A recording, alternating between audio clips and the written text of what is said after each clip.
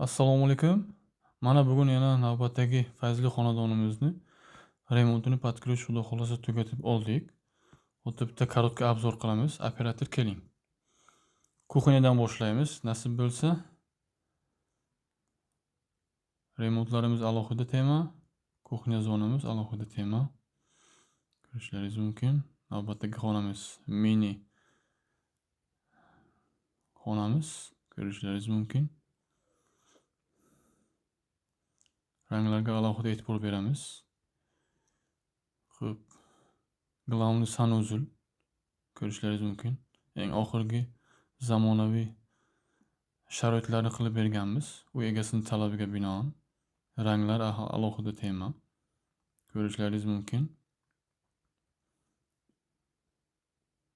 Xo'p. Mini sanuzulimiz. Ranglarga alohida e'tibor berasizlar. Juda ham kompaktni, cho'tki bo'lgan.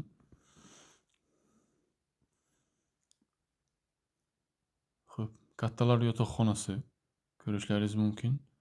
Juda ham chiroyli chiqqan, did bilan qilingan har bitta ishimiz. Yotoqxona ichidagi sanuzulimiz ko'rishlaringiz mumkin. Ranglar alohida tema. Kafelarimizning ranglari alohida tema. Xo'p, keyingi xonamiz детская комната. Bu ham bitta alohida tema. Ko'rishlaringiz mumkin, juda ham chiroyli bo'lgan. Xo'p, bu yerda katta holimiz ikkita.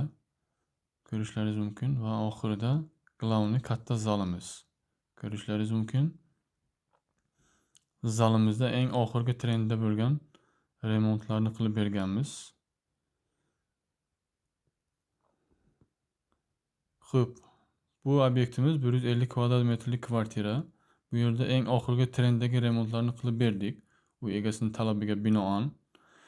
Ishlarimiz qanchalik sifatli chiqqan va qanchalik did bilan qilingan. Kommentariyada fikrlaringizni qoldiringlar.